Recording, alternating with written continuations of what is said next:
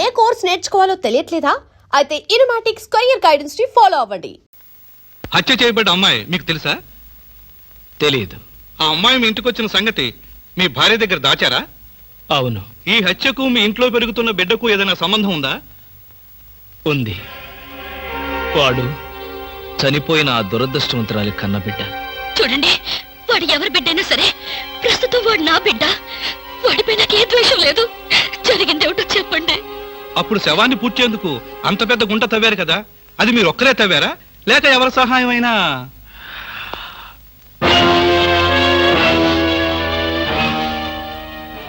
లేదండి, ఎవరూ సహాయం చేయలేదు. గుంట తవ్వింది పూడ్చింది నేనే, కానీ చంపింది మాత్రం నేను కాదు. చూడు కృష్ణ, నువ్వు చెప్పేదంతా నిజమేనా? నిజమే. ఇంతకంటే ప్రస్తుతానికి నేనేం చెప్పలేను.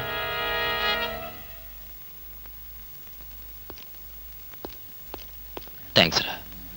ఎక్కడ నా పేరు చెప్తావో నా ఉద్యోగం పోతుందని భయపడ్డాను. ఎట్టి పరిస్థితుల్లోనూ నీ విషయం బయటికి చెప్పను. నన్ను నమ్ము. కృష్ణ, నిన్న ఈ పరిస్థితుల్లో చూసి బాధపడ్డాను తప్ప నీకే సహాయం చేయలేకపోతున్నాను. I'm sorry.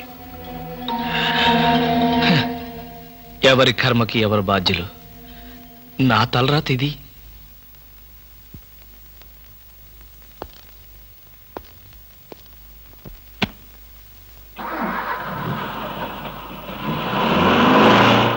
ఐస్ వాటర్ కావాలా?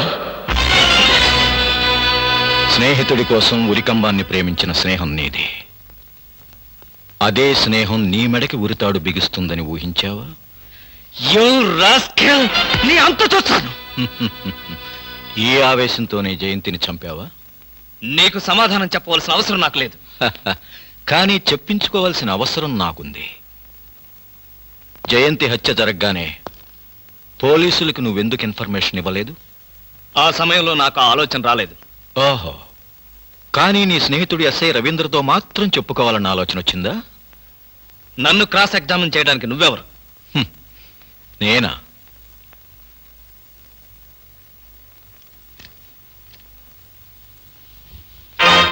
ఎన్పి నాయుడు, సిబిఐ. అంటే మీరు జయంతి మర్డర్ కేసు ఇన్వెస్టిగేట్ చేయడానికి వచ్చిన స్పెషల్ ఆఫీసర్ని. ఇప్పుడు చెప్పు, ఈ హత్యకు రవీంద్రకు ఉన్న సంబంధం ఏమిటి? ఒక స్నేహితుడిగా నన్ను కాపాడడానికి ప్రయత్నించాడు. ఏ రకంగా నిన్ను కాపాడడానికి ప్రయత్నించాడు? అది నువ్వు ఏది దాచినా అసలు హంతకుడిని తప్పించి నువ్వు హంతకుడిగా నిరూపించబడతావు. చెప్పు, అతను ఏ రకంగా నీకు సహాయం చేశాడు? ఇంట్లో శవాన్ని ఏం చేయాలో అర్థం కాని పరిస్థితుల్లో ఉన్న నాకు పూడ్చిపెట్టమని సలహా ఇచ్చి పూడ్చడానికి సహాయం చేశాడు. జయంతి శవాన్ని అతను చూశాడా? చూశాడు. ఆ అమ్మాయిని అతను గుర్తుపట్టలేదా? అసలు ఎవరో తెలిస్తేగా గుర్తుపట్టడానికి. అంటే కట్టుకున్న భార్యను గుర్తుపట్టలేని పోలీస్ ఆఫీసరా? భార్య? ఏమిటి మీరనేది? ప్రాణాపాయ పరిస్థితుల్లో ఉన్న జయంతి మా డిపార్ట్మెంట్కి రాసిన లెటర్ చదువు.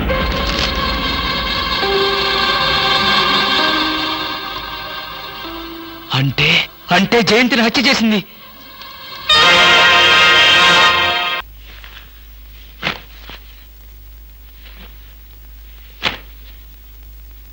ఈ చీరెవరిది?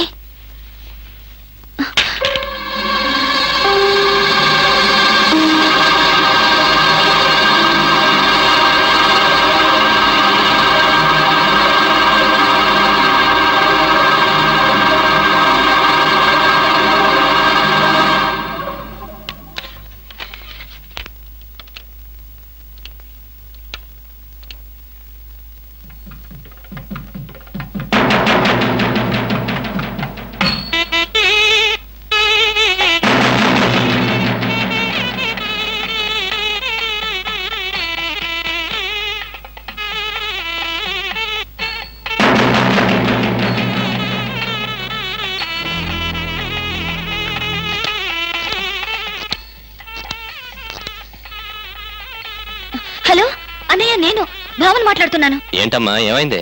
ఇంట్లో జయంతి పెళ్లి వీడియో క్యాసెట్ దొరికింది. నువ్వు ఆ క్యాసెట్ చూసావా? పూర్తిగా చూడలేదు. నువ్వు వెంటనే బయలుదేరరా. వెంటనే వస్తున్నాను.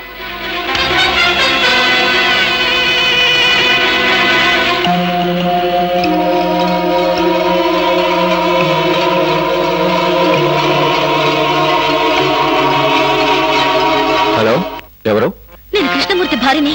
విషయం ఏంటో చెప్పండి. వచ్చేసాగా భయం ఎందుకు?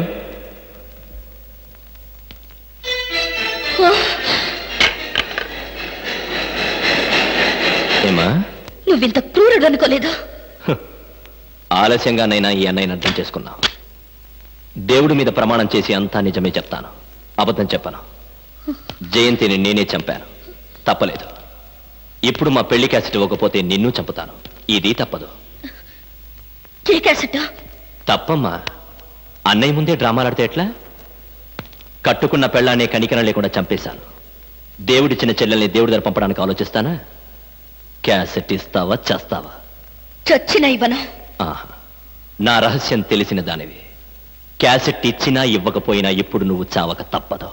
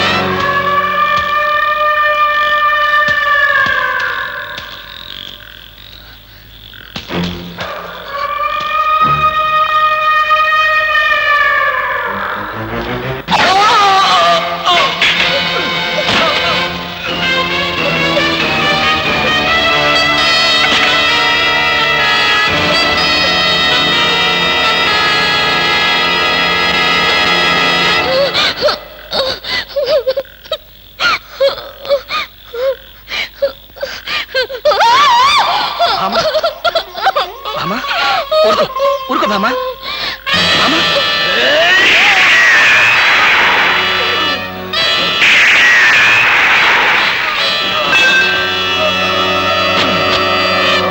అగ్ని ప్రవేశం, అగ్ని ప్రవేశం, అగ్ని ప్రవేశం, అగ్ని ప్రవేశం, అగ్ని ప్రవేశం. ఏమయ్యా కృష్ణమూర్తి, ఆ చేసే అగ్ని ప్రవేశం ఏదో త్వరగా చేయవయ్యా, పొద్దుపోయింది, కాళ్ళు పీకిపోతున్నాయి. నువ్వు చేస్తావా మనం దోసేయమంటావా?